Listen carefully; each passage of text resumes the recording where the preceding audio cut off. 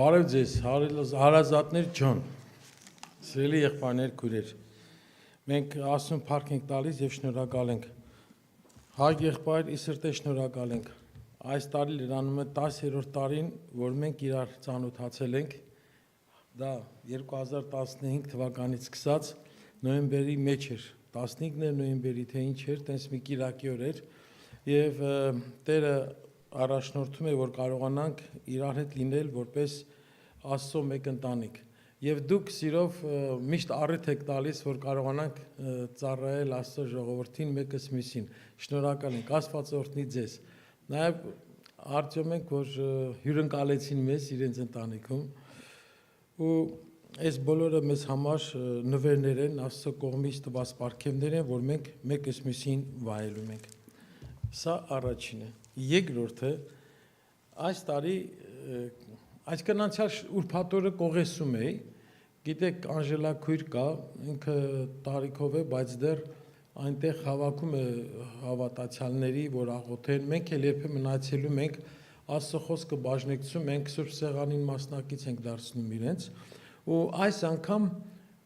հետաքրքիր մի այսպիսի բան տվեց ինձ, այսպիսի ես թուղթ տվեց,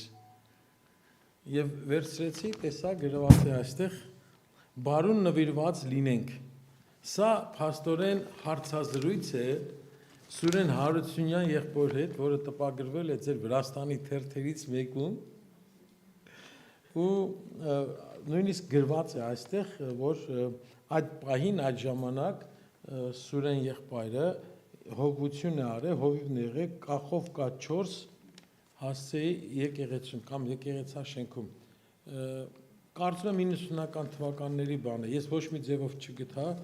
բայց խոստացա, որ եսի փոխանցեմ ձեզ, դուք արդեն գիտեք, թե ինչ կանեք ձեր եկեղեցու պատմության հետ է կապված, ձեր հետ է կապված, ձեր առաջին հովիվներից մեկն է, չէ հիմնադիր, ինչքան ես գիտեմ, և կարծում եմ սա օգտակար կլինի։ Հայկական թատրոնում, այո, 3 բան է նշում, որից մեկը դա է։ Ստեղ դնեմ։ Հա, հետաքրքրեց, շատ լավ է։ Շատ լավ։ Իսկ հիմա սիրելիներ, եկեք անցնենք պատգամին։ Այսօր պատգամի համար մի հատված ենք ընտրել եւ իհարկե Անդրուշը կօգնի արդեն գրած է այնտեղ։ Եկեք բացենք Հովաննու ավետարան 2-րդ գլուխ 13-րդ խոսքից այդ մի քանի համարներ ընթերցենք եւ ինչպես տեսնում եք խորագիրը վերնագիրը հետեւյալն է քո տան նկատմամբ նախանձախնդրությունը կամ նախանձախնդրությունը եւ ռուսերենով հետևյալն են վերցրել, Սուրբ գրքի խոսքերն են, ռևնեստ, սա ձեզ ծանոթ բառ է, չէ, նախանձախնդրություն կամ նախանձախնդրություն կամ նախանձավորություն, ոմանք կարճ նախանձել են ասում, բայց նախանձավորություն, նախանձախնդրությունը ավելի գրական հայերենի մոտիկ է։ Եվ հրեաների զատիկը մոտ էր, եւ Հիսուսը ելավ Երուսաղեմ, տաճարի մեջ գտավ արջար ու ոչխար եւ աղավնի ծախողներ եւ լումայափոխներ, որոնք նստած էին, եւ պարանից խարազան շինեց եւ բոլորին տաճարից դուրս քշեց, ոչխարներն ու եզներն էլ, իսկ լումայափոխների պղնձադրամները թափեց եւ սեղանները շուռ տվեց, եւ աղավնի ծախողներին ասաց. վերցրեք դրանք այստեղից, իմ հոր տունը առևտրի տուն մի շինեք։ Եվ նրա աշակերտները հիշեցին, որ գրված է. քո տան նախանձը կերավ ինձ։ Աստված թող օրհնի իր խոսքի ընթերցումը։ Մենք ավետարաններում կարդում ենք, որ Հիսուսը իր ծառայության ժամանակ երկրի վրա ինքը 3.5 տարի ծառայություն կատարեց եւ իր ծառայության ժամանակ ընդամենը 2 անգամ տաճարում այսպիսի մաքրման աշխատանք կատարեց, Տաճարը մաքրեց առևտրականներից, չարաշահողներից կամ տաճարում դրամ փոխողներից, լումայա փոխողներից, չենջի կետեր ունեցողներից։ Իմբիջալոց Հիսուս այս երկու անգամն էլ կատարել է զատկի կապակցությամբ, մեկ իր ծառայության սկզբում, մեկ իր ծառայության վերջում։ Մեր կարդացված համարը վերաբերվում է ծառայության սկզբին, ինչ որ արձանագրել է Հովանես Ավետարանիչը, նախ սկզբում, որ մտավ տաճար եւ այնտեղ մաքրեց։ Վերհիշենք, թե ինչ է տաճարը։ Ինչ է տաճարը։ Ումն է տաճարը, ինչ նշանակություն ունի տաճարը։ Առաջինը տաճարը Աստծո տունն էր, մարդկանց տունն էր, թե Աստծո։ Տաճարը Աստծո տունն էր, Աստծո բնակության վայրն էր։ Աստված այնտեղ ասեց, ես իմ անուն եմ դնելու։ Երկինքը եւ երկիրը չի կարող Աստծուն պարունակել, բայց Աստված ինքը ուզեց, սահմանեց, որոշեց, որ բնակվի այդ տաճարում։ Եվ տաճարը կոչվում է նաեւ աղոթքի տուն։ Տաճար գալիս են աղոթելու համար։ Մարդիկ գալիս են Տիրոջը երեսը փնտրելու եւ նրան աղոթելու։ Տաճարը Աստծուն երկրպագելու, փառաբանելու վայր է։ Մարդիկ գալիս են մեղքերի խոստովանության համար, Աստծուն երկրպագելու համար, Տիրոջը պաշտելու համար եւ հոգեվոր կյանքը զորացնելու համար։ Տաճարը նաեւ Աստծո ներկայության վայրն է։ Մարդիկ գալիս են ոչ թե իրար հետ հանդիպելու համար, գալիս են Աստծո հետ հանդիպելու համար։ Բայց ցավոք սրտի Հիսուսի ժամանակներում ինչ էր կատարվում տաճարում։ Տաճարը ուներ իր գործառույթները, ֆունկցիաները։ Իր ֆունկցիաները կատարելու հետ միաժամանակ, այսինքն աղոթք, երկրպագություն, պաշտամունք, զոհաբերություն, էսի կար։ Բայց դրա հետ կար նաև մեկ ուրիշ մի բան, որն էր դա, փող էին փոխանակում, տարադրամ, չենջի կետեր էին բացել։ Զոհաբերության կենդանիները տեղում վաճառում են տարբեր տեսակի գներով եւ հավանաբար ավելի բարձր եւ շատ արատավոր երևույթներ կար տաճարում։ Այդ առևտուրը, այդ դրամափոխությունը եւ այլ բաները այնքան ուժեղ էր, այնքան աչք էր ծակում, որ ստվերում էր իջեցրել փառաբանությունը, երկրպագությունը։ Այն ինչ որ պետք է լիներ տաճարը ծառայերի նշանակության, դա դարել էր երկրորդական։ Այն ինչ չպետք է լիներ, լավ չէր որ լինել, դա դարել էր առաջնային։ Ուրեմն մարդիկ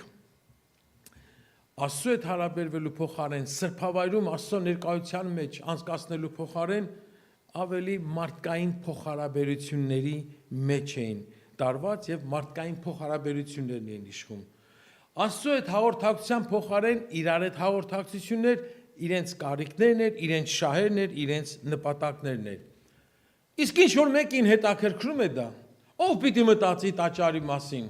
Տաճարը սարքել են, կառուցել են, տաճարը Աստծուն է պատկանում, Աստծուն պիտի ծառայի, բայց հիմա չի ծառայում։ Հիմա սխալ բաներ են անում։ Վերջը կա մեկը, որ կա մտնի եւ մաքրի։ Ում է հետաքրքրում սա, թե ոնց կլինի, անտարբեր։ Ում պետք է հետաքրքրեր տաճարի մաքրությունը, եթե ոչ Տեր Հիսուս Քրիստոսին։ Հիսուս չէր կարող անտարբեր մնալ, bezrazlichny։ Ճիշտ եմ ասում։ Հիսուս չէր կարող անտարբեր մնալ, երբ իր երկնավոր հոր տունը գերության մեջ էր։ Գտնվում էր մարդկանց իշխանության ներքո, ծառայում էր մարդկանց շահերին։ Հիսուս չէր կարող հանգիստ եւ անտարբեր մնալ։ Եվ այնտեղ Սամոսի մեջ կա, չէ, քո տան նախանձը կամ նախանձավորությունը կերավ ինձ։ Հավատացյալներ, այս խոսքերը շարժում են մեր կյանքը։ Բան կա այստեղ, թե չէ։ Ինքը կմեռներ, եթե այդ մաքրությունը չաներ։ Ինքը չհանդուրժեց, չհամակերպվեց դրա հետ։ Ինքն էր, որ եկավ տաճարը մաքրելու։ Որքան էլ մարդկանց համար այսօր էլ տարօրինակ թվա, Հիսուսն ինչ արեց, հիշում եք ինչ արեց։ Ինչ արեց Հիսուսը։ Չեք կարդացել այդ հատվածը։ Չգիտեք ինչ արեց։ Դուք եք մերոնց նման սուրբ գրք չեք կարդում։ Դե խոսացեք, ես կոտորվեցի արդեն։ Մի բան ասեք։ Ինչ արեց Հիսուս տաճարում։ Ինչ արեց։ Դուրս հանեց, ասեց, խնդրում եմ, դուրս եկեք։ Ազիզ ջան, եղբայր ջան, դուրս։ Ինչ արեց։ Ասեք, է։ Երևի ես ասեմ դուք զարմանաք, Հիսուս մտրակ բիչ ռուսերենով տենց ա գրած։ Մտրակ սարքեց կամ պլետ ճիպ եւ այլն ու ինչ արեց ու գնաց։ Ով արեց Հիսուս պատկերացնում եք, այն քաղաքավարի Հիսուս, Աստված եւ այլն, գոնե քաղաքավարի պահեր չէ իրան, ճիպոտ, ծեծելով դուրս հանեց, շղաները թափեց, փողերը ցերեց, անասուններին բաց թողեց։ Հիսուս արեց, տարօրինակ է։ Ովքեր կարդացել են, նրանց համար տարօրինակ չէ։ Հիսուս պարզապես ցույց տվեց Աստծո տան հանդեպ իր նախանձախնդրությունը, նախանձավորությունը։ Սա էր, որ ստիպեց այդ քալին գնալու։ Գիտեք, այսօրվա աշխարհում նկատվում է հետևյալը։ Աստծո եւ հոգեվոր հարցերի նկատմամբ անտարբերությունը։ Մարդիկ ամեն ինչով տարված են, ամեն ինչով զբաղվում են, բայց այսօր զգացվում է, որ Աստծո գործի մեջ խանդավառության պակաս կա, աշխուժության պակաս կա։ Մարդիկ ապաշխարում են, դառնում են շատ լավ է։ Սկզբից թափով գալիս են եկեղեցի, այցելում են, հետո ասում են ծառայություն ենք ուզում անեմ, ուր ասես կգնան, ուր ղրկես կգնան, ինչ տաս կանեն եւ այլը, մեկ էլ ժամանակի ընթացքում, որ պետք է հասունանային, որ պետք է ավելի նախանձախնդիր լինեն, որ պետք է ավելի պատրաստ լինեն, հոգնում են, ձանձրանում են, կամ այլև բաներ ա լինում, ու տեսնում ենք, որ իրանք նախընտրում են աչքը քաշած գնան։ Աչքը քաշած գիտեք ոնց է։ Աչքը քաշած մեր մոտ հետևյալն է։ Ենթադրենք ձեր այս մայրուղի որ կա տրասան, ավտոները գնում են, չէ՞ սենց։ Մեկն էլ աչա քաշել կամած իր համար։ Այդ թոհու բոհը, այդ երուսը ռետարագությունը իրան ոչ գայթակվում է, ոչ հետաքրքրում է, աչքը քաշած գնում է մինչև կհասնի տեղ։ Հավատացյալները կան աչքը քաշած գնում են։ Թող են հովիվները եռան, թե այն մյուսները բոցավառվեն, մարդիկ կան աչքը քաշած գնում են։ Տարիների ընթացքում այս բոլորը նվազում են, բայց մենք մարդ ենք, հասկանում ենք, հոգնել կա, իրավունք ունենք, կարող ենք հոգնել, կարող ենք տկարանալ, կարող ենք գայթակղվել։ Գայթակղվում են հավատացյալները։ Այն էլ ոնց, եկեղեցիների մեծամասնած խնդիրը գայթակղությունն է։ Ինձի տվին, նրան չտվին, ինձի հասավ, նրան չէ, ինձի չհասավ, նրան հասավ, չէ, ինձի չհասավ, նրան հասավ, ինձ չհիշեցին, նրան հիշեցին, եւ այլ, այնքան շատ է, խի, բա մենք պակասնենք, մեջների նվաստը մենք ենք, լիքն են, գայթակղությունները լիքն են, շատ բաներ կան, կարող ենք այդ ընթացքում հոգևոր ծառայության մեջ նույնիսկ պաուզաներ, դադարներ ունենալ, ընդմիջումներ ունենալ, պերերևներ ունենալ, բայց չպետք է երբեք հրաժարվել, թողնել,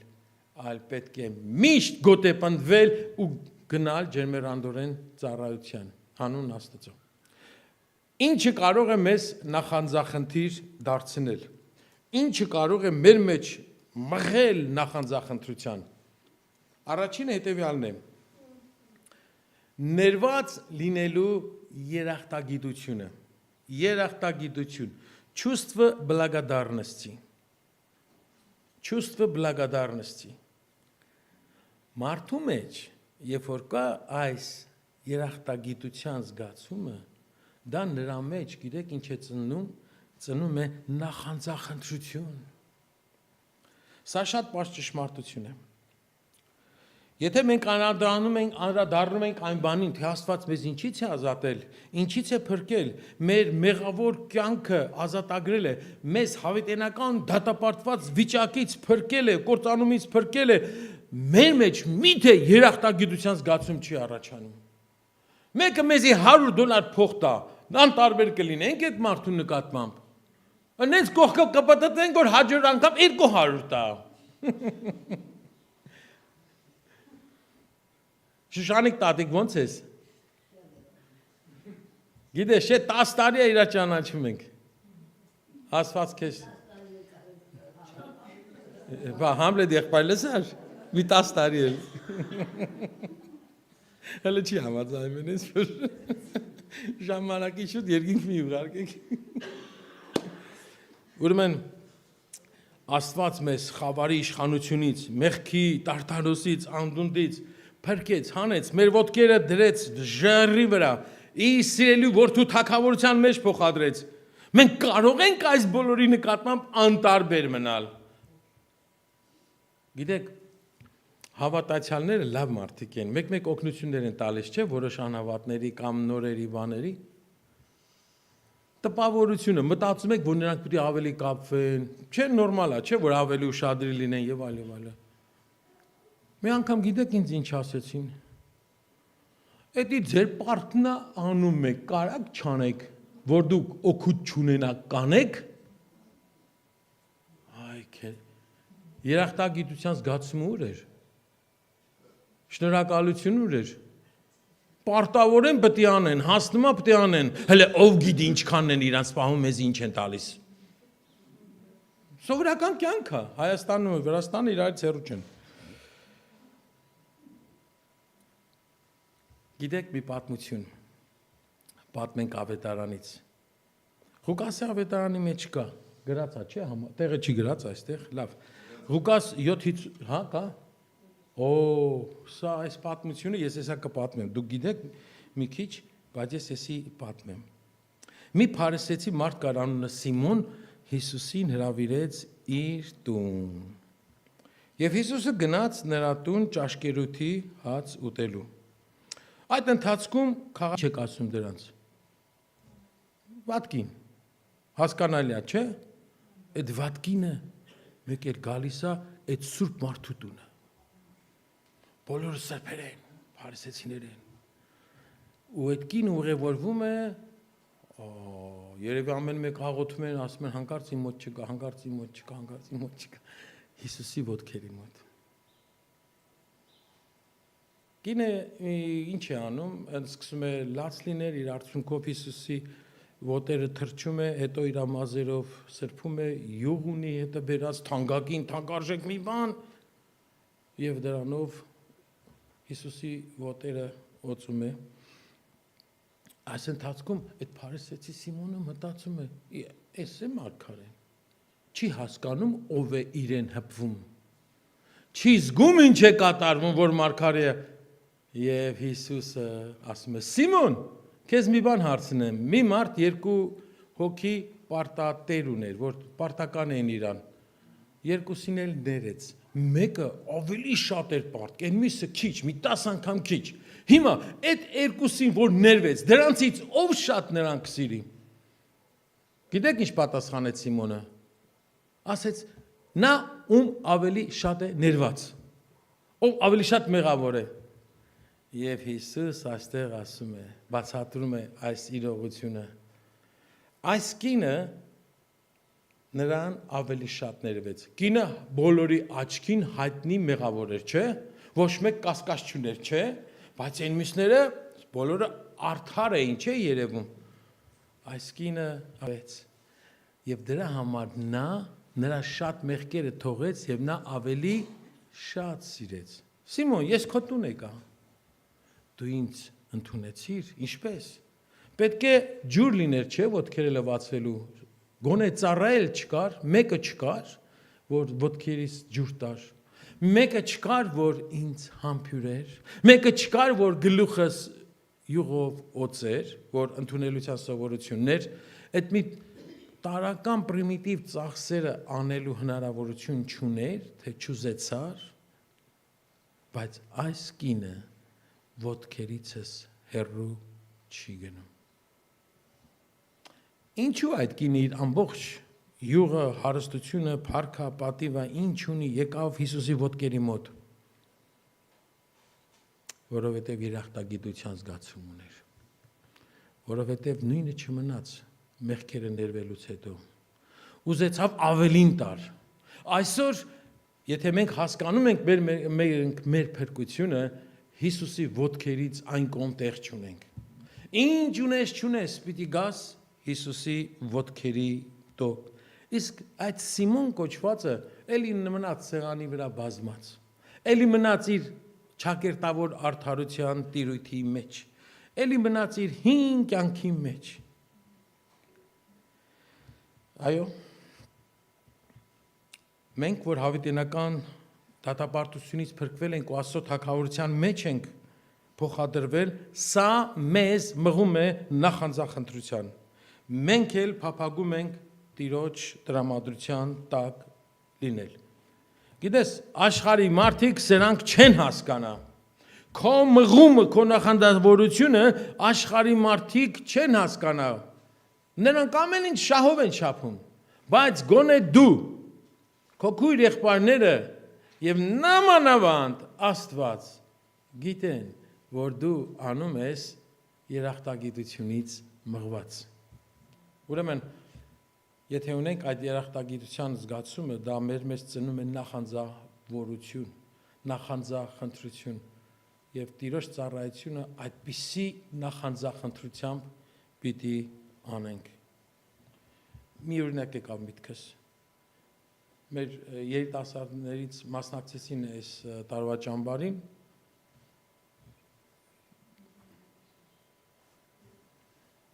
Յանայից հետ նույն խմբում դաս էին վերցնում 3-4 օր։ Գիտեք, Աստված կպավ նրան։ Եվ ինքը ինձ եկավ ասեց, Դավիթ եղբայր, ես ճիշտ եմ ասում, սրանից հետո էլ նույնը չի լինելու, ուրիշ ձևով ա լինելու։ Ասի երևի տղա էլի, տաքացել է, նորմալ է, լինում է, սեմինարներին, ճամբարներին, բոլորը տաքանում են, մի շաբաթ հետո նստում են։ Բայց Մելինե ջան, մինչև այսօր ինքը հələ չի պստկել, չի թսկել, կա։ Գիտեք, ուրիշներին ինչ ասել, այս նախանձախնդրության պահը։ Ուրեմն մեզ ինչ է եղել, ինչու մեր եկեղեցին էսի պիտի չանի, այս ծառայությունը պիտի չանի, ինչու մենք պիտի չանենք, նախանձախնդրությունը սկսել է աշխատել։ Ու փառք Աստծո, մինչև այսօր էլ ծառայության մեջ ակտիվորեն շարունակում է։ Ես պարզապես ուզեցի բերել այս նախանձախնդրության պահը, տարբեր ձևերով Աստված թույլ է տալիս հասկացնել մեզի, թե ինչպես պետք է լինենք մենք նախանձախնդրության մեջ։ Երկրորդը Սուրբ Հոգով լեցվել։ Խնդրեմ, եւ համար ունենք Սուրբ գրքից, որը գրված է Հռոմեացիների նամակում, չէ՞։ Գործի մեջ երկար ես գրել, լավ է։ Հոգով բորբոքվեցեք կամ ծառայության մեջ ջերմեռանդ եղեք։ Հոգով բորբոքվեցեք, ծանոթ հասկանալի է, չէ՞ սա։ Եվ ծառայության մեջ ջերմեռանդ եղեք։ Հիմա Սուրբ Հոգով լեցվելը առաջնորդում է նախանձավորության։ Մեր մեջ եղբայրներ կան, Աստծո խոսքին տեղյակ, ասեն Դավիթ եղբայր, դե համարը բեր մեզի ցույց տուր, որ տենց է, այս ինչ ես ասում։ Առաջի իմաստով, եթե մի անգամից ասեք ինձ համար բեր, չեմ կարող ասել, որ տենց ասեմ, հեսա գրված է։ Չէ, բայց եկեք մի փոքր ուսումնասիրենք։ Սուրբ Հոգին ինչ է տալիս մեզ։ Ինչպես է, որ մեզ դարձնում է նախանձախնդիրներ Աստծո հանդեպ, Աստծո գործի հանդեպ կամ մղում է ծառայության։ Սուրբ Հոգին մեր կյանքում ինչ դեր ունի, նշանակություն ունի։ Սուրբ Հոգին ինչ է տալիս, սիրելի հավատացյալներ, Սուրբ Հոգուց ինչ եք ստացել, ինչ ունեք։ Ինչ ունեք։ Ուժ ունենք, որ Հիսուսի կերպարանափոխվենք, Հիսուսի հասակին լինենք, էլ ուրիշ ինչ գիտեք, ինչ եք հիշում, հա։ Փոխում այությունը վերածնունդ է տալիս, ճիշտ է, հա, պարգևներն է տալիս, ինչ է պարգևները, հա, մկրտականներին ուրիշ է տալի, հոգաստականներին ուրիշ, խարիզմատներին ուրիշ, այդ պարգևները ինչ են, կարճ ասեմ,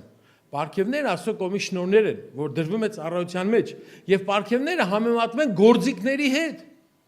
դուք ունեք գործիքներ, որոնք աշխատում եք եւ օգտագործում եք, Տղամարդիկ բալգարկա օգտագործում են, պերֆորատոր օգտագործում են, հա, ուրիշ բաներ օգտագործում են։ Այո, այդ գործիքներն են, որը ծառայում է եկեղեցու մեջ։ Այդ միջոցներն է տալիս, դեք Սուրբ Հոգին տալիս է, որ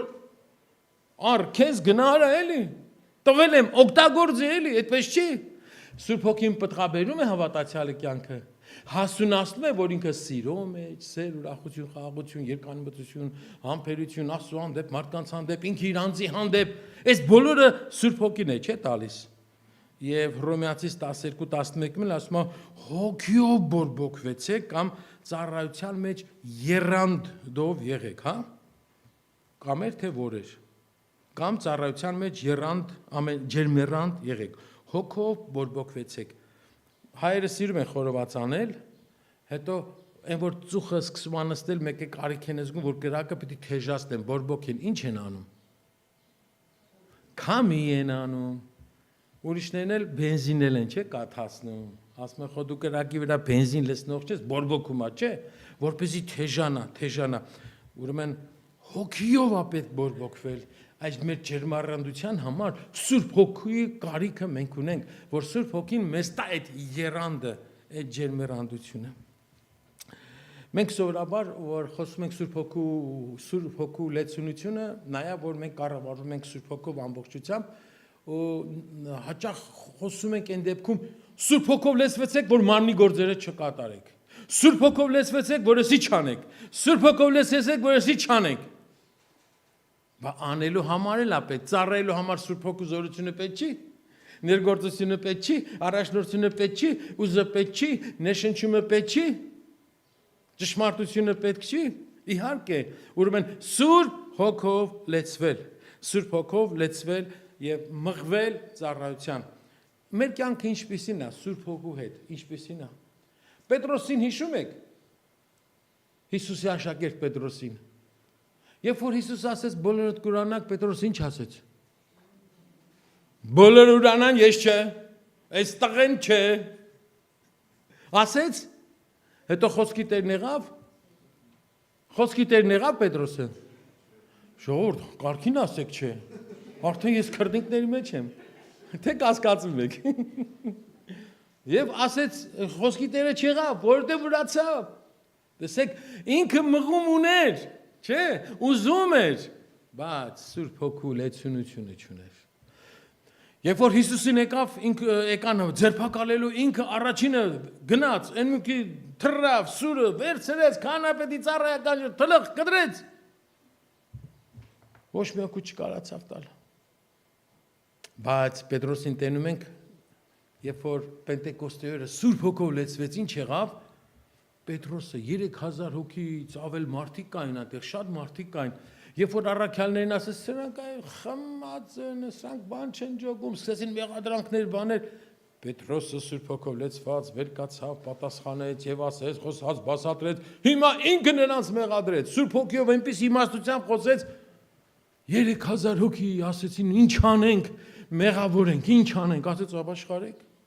մկրտվեք եւ կյանքի պարգևը կընդունեք։ Այդ օրը եկեղեցուն 3000 հոգի ավելացավ։ Հաջորդ անգամ տարան, բանտարկեցին, 2-3 անգամ բաց թողեցին, այս կողմ ծեծեցին, էլ Հիսուսի անունով չքարոզես չսովորեցնես, ինչ չքարոզես չսովորեցնես։ Սուրբ Հոգին աղոթում են, Սուրբ Հոգով լցվում են ավելի զորավոր ու արդեն 3000-ը ինչ է արդեն, ավելի շատ մարդ, ավելի շատ ծառայություն եւ տեսնում ենք Պետրոսին Սուրբ Հոգու ձեռքերի մեջ ինչպես է գործածվում, ինչպիսի ծառայություն անում, ինչպիսի մղում ունի։ Մենք առաջ Պետրոսին գիտենք ամեն բանի մեջ ինքը մեջ են գնող, քիթը մկցող, չէ՞։ Ամպոչ գթալի մեջ, ճաշի մեջ են գնող, հա, տենց գիտենք։ Հիսուս հարցատալի ճլտ Պետրոսը պատասխանեց։ Մի բան են որոշում պետք է անեն ճլտ, Հիսուս մի բան ասում, ինքը սենց անենք, հենց անենք, այլակերպության լեռան վրա ինքն էլ չի մանում, բայց էլի խոսում, ասում է, բայց դրանից հետո Սուրբ Հոգու լեցունությունից հետո մի այլ կարգի Պետրոսա, մի այլ նախանձավոր Պետրոսա, այնքան որ երբ որ տանը խաչելու ասեց ես արժան չեմ իմ տիրոջ պես ուղիղ խաչվելու, ինձ գլխի վայր խաչեք։ Ինքն ասեց։ Սա ավանդության մեջից է, Սուրբ գրքի մեջ չկար։ Սուրբ Հոգին իմ մեջ, քո մեջ ինչ վիճակի մեջ է։ Ջերմեռանդ է, ոսկլտում է, թե մարելու վրա է։ Կամաց հանգում է, չեն կարող բոցավառենք, չեն կարող թեժացնենք, չեն կարող շատացնենք։ Ինչ ենք անում, որ Սուրբ Հոգին մեր մեջ բոցավառ լինի, որ այդ վիճակն էլ մեզ առաջնորդի նախանձավորության։ Իմ համոզումը սա է, որ Սուրբ Հոգու լեցունությունը տանում է նախանձավորության։ Որքանով ենք թույլ տալիս, որ Սուրբ Հոգին մեր մեջ գործի, որքանով ենք մենք Սուրբ Հոգով լեցված, այս հարցին մենք ամեն օր պիտի պատասխանենք։ Եվ վերջապես գանք երրորդին։ Մրցանակ ստանալու նպատակ դնել։ Մրցանակ, երրորդ կետը, նագրադա։ Պողոս առաքյալը Փիլիպպեցիների նամակի 3 գլխի 14 համարում հետևյալն է ասում. ինքը իր առջև նպատակ է դրել։ Դուք ձեր առջև նպատակ դնում եք։ Ինչ նպատակներ ենք դնում։ 1000 ումի։ Ամուսնացնենք, պսակենք, հա թորա էսա, սրանք գործում, սան Ամերիկա ղրկենք, սրանք Թուրքիա ղրկենք, էս անենք, են անենք, եկեղեցին էս անենք, են անենք եւ այլն, չէ։ Պողոսը հետեւյալն է ասում. ես նպատակ եմ դրել, որ արժանանամ։ Ինչի։ Աստծո կողմից տրվող վերին կոչման մրցանակին։ Այդ բանը ներքևում չի, վերևում է։ Ու այնտեղ այդ նագրադան, այդ մրցանակը կա։ Ու բայց այդ մրցանակին հասնելու համար կարևոր է թե այստեղ ոնց պիտի լինես։ Այնտեղ ստանալու համար կարևոր է այստեղ ինչ ենք անում։ Եվ հաճախ էլ Պողոս առաքյալը խոսում է պսակների մասին։ Պսակներ, վենեց, հա? Վինեց։ Վենոք չէ։ Հետ ակրկիր է, որ վենոք չէ, էլի։ Հիմա բառանում ես գրեմ, գրում է վենոք։ Դապնե պսակ գրեմ, գրում է Լավրովի վենոք։ Բայց ես գիտեմ, հիշում եմ, որ վենեց էր։ Լավ, գնացինք առաջ, ինչի համար պետք է մարդիկ պսակ ստանան։ Տարբեր պսակներ ասում, արդարության պսակը, կյանքի պսակը, հա, Հակոբոսը կյանքի պսակը ասում, Պողոսը արդարության պսակը ասում, պարծանքի պսակը ասում, Պետրոս առաքյալն ասում, անթառամ պսակը, այսինքն ծառայությունների համար պսակներ է տալու։ Հիմա իմ քո մտքով անցել է, որ մենք երկինք գնանք, մեզի մրցանակ տալու են, թե չէ։ Մեզի պսակ տալու են, թե չէ, թե անպսակ ենք լինելու։ Գնալու ենք որոշ հավատացյալների նվերա տալու, Հիսուս պսակա տալու, մենք սենց կանգնելու ենք, մենք էլ ուզենալու ենք, սպասում ենք, հեսա մեր անունը, մեզ է հնչելու, հիմա տեսնես այդ հրեշտակը պսակը ձեռքին գալիս է, ում մոտ է գնալու, ինձ կհասնի, կտա, կունենամ, մտածել եք այսպիսի բաներ, չեք մտածել, հավատացյալներ կա, ես փոքր ժամանակից լսել եմ, տարիքով մարդ էր, ասում էր, ինչ չի հետաքրքրում, մրցանակ կտա, Աստված ինձի, պսակ կտա, չի տա, կարևորը հայտնվեմ երկնքում, կարևորը այդ երկնքի դռնի ին կողմը լինեմ, էլ մրցանակ, էլ բան չեմ ուզում, չգիտեմ, սա նորմալ մտածողություն է, թե չէ, ապրել, մինակ երկինք մտնել, դե մրցանակ Աստված գիտե էլի։ Թողնում եմ ոնց որ ասում է իր հայեցողությանը։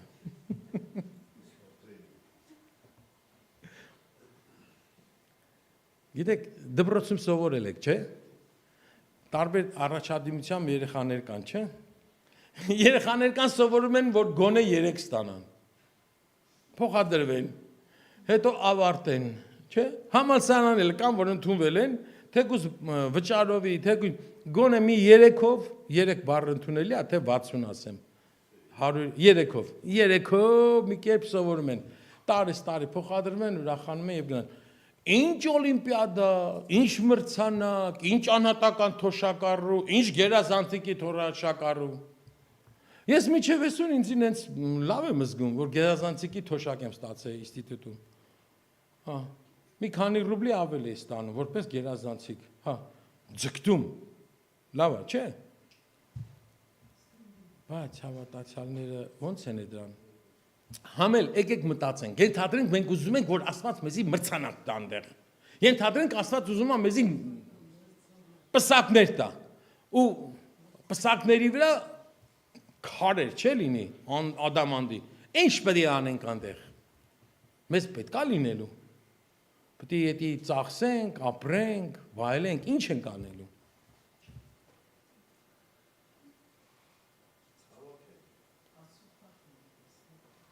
Աստծո փառքն ենք տեսնելու, այդ ինչ որ տրվելու է մեզ, այդ բոլորը պսակները պիտի հանենք ու դնենք Հիսուսի ոտքերին։ Ինչ քարեր անդանգին հարստություն եւ այլն, ինչ որ կտրվի մեզ, ինչ մրցանակ կտրվի մեզ Պողոսին, միայն նրա համար, որ հանի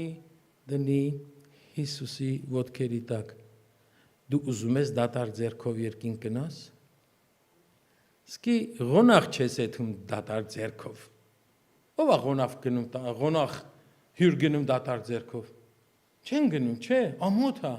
բայց դատարկ ձեռքով երկին գնալը ամոթ չի։ Այսի մեզ բան չի ասում։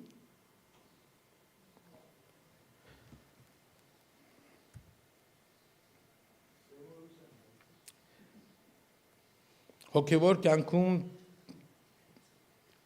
ցավալի է, որ կան անտարբեր հավատացյալներ եւ կան նպատակ ունեցող, նպատակ իրենց արժեվ նպատակ դրած հավատացյալներ։ Վերջում մի բան եմ ուզում հիշենք։ Աստված Լաոդիկեի եկեղեցուն հետևյալ խրատն է տալիս։ Ուրեմն նախանձախնդիր եղիր ու ապաշխարիր։ Լաոդիկեի եկեղեցին գիտեք ինչ վիճակի մեջ էր։ Ոչ տաք էր, ոչ սառներ։ Գաղջ, գոլ վիճակի մեջ էր։ Չէր երևում դրա գույնը, չէր երևում դրա նպատակը, չէր երևում դրա ինքնությունը։ Ոչ Քրիստոսին են արտահայտում, ոչ էլ աշխարհին։ Խառը ինչ-որ մի բան էր, էլի։ Եվ ասում է, ուրեմն նախանձախնդիր եղիր ու ապաշխարիր։ Աստված նախանձախնդիր է։ Աստված նախանձախնդիր է իր փառքին։ Աստված նախանձախնդիր է իմ համար, քո համար, իր զավակների համար։ Եվ մեզ էլ սովորեցնում է այս նախանձախնդրությունը։ Ուրեմն այս երեք բաները եկեք հիշենք։ Թող ներման երախտագիտությունը, Սուրբ Հոգով լեցվելը եւ երկնային մրցանակ ստանալու նպատակը մեզ մղեն նախանձախնդրության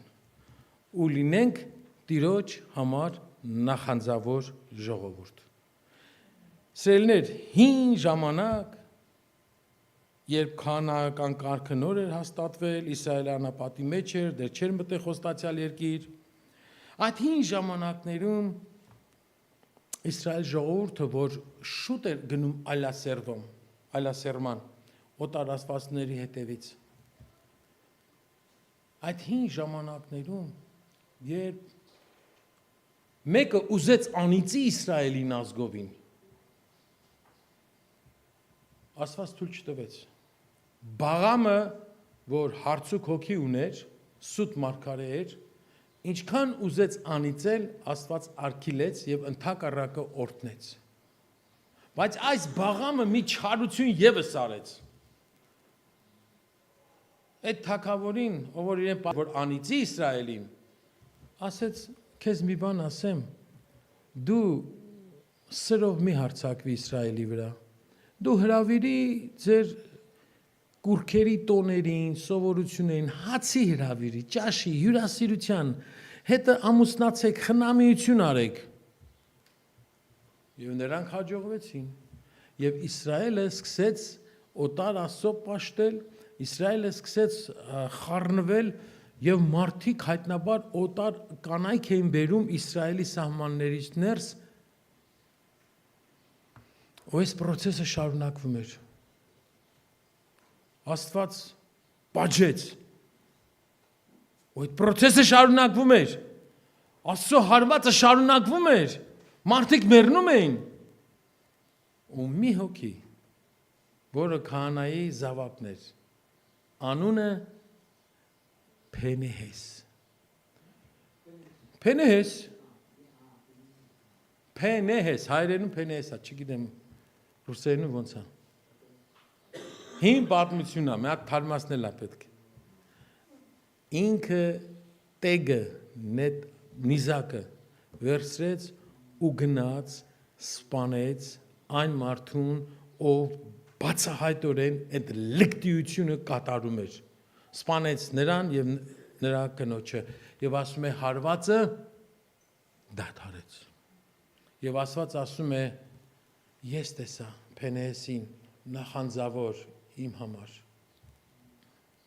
Փենեհեսի հետ ես ուխտ եմ անելու։ Այնպես որ սիրելիներ եկեք այս անտարբերությունից զարթնենք, դուրս գանք ու ողջգլտանք Սուրբ Հոգիով նախանձախնդիր կերպով Տիրոջը ծառայություն կատարելու համար։ Իմացեք, եկեղեցում ոչ մեկ չի կարող ասել, տարիքս անցել է, ես չեմ կարող ծառայել, ես արդեն մեծ եմ, կամ ձեզ է հարմար, դուք արեք, կամ դուք ձեռնադրված եք, դուք պետք է անեք, մենք հնարավորություն չունենք, մենք զբաղված ենք, բոլորն էլ զբաղված են, բոլորին է տրված է նույն ժամանակը, բոլորին տրված է նոր սիրտը, բոլորին տրված է նույն հոգին, բոլորի համար տրված են նույն պարգևները, այնպես որ եկեք բորբոքվենք Աստծո համար ու ծառայենք Տիրոջը։ Ես նախ իմ համար եմ ասում եւ հետո այս պատգամը նաեւ կիսվում եմ ձեզ հետ, Տեր թող օրհնի, ամեն։ Բարի եկեք աղոթենք։ Օրհնյալ Տեր Աստված։ Այո, մենք գլխիկոր ենք անգում քո առջև։ Չենք համարձակվում մեր երեսը դեպի քեզ բարձրացնել ուղղել։ Ինչպես Մաքսավորը, որ գիտեր իր մեղավոր վիճակը եւ չէր համարձակվում դեպի վեր, դեպի երկինք նայել, բայց կուրծքը ծեծում էր եւ խնդրում ողորմություն։ Այսօր էլ մենք քո զավակները քեզանից խնդրում ենք հետեւյալը, ով Տեր, այո, մենք չկարողացանք այնքան նախանձախնդիր, նախանձավոր լինել, ինչպես դուք ուզենայիր։ Երբեմն եղանք անտարբեր, երբեմն եղանք անհոգ, երբեմն եղանք անուշադիր, երբեմն ուղղակի չմասնակցեցինք, չարեցինք, հրաժարվեցինք, դու ներիր մեզ ողորմիր։ Եվ քանի որ մենք անկեղծ քեզանից խնդրում ենք, որ դու ներգործես մեր մեջ, հիմա խնդրում ենք մեզ այցելիր, որպեսզի քո տան նախանձը լինի մեր մեջ։ Ինչպես դու դա ցուցադրեցիր, արեցիր, եւ ինչպես այդ նախանձավորությունը ունեցար դեպի խաչ գնալով մեր մեղավորների փրկությունը կատարելու համար, մեզ էլ բաժին տուր քո նախանձավորությունից, որպեսզի շարունակենք փառավորել քո սուրբ ու հավիտենական անունը։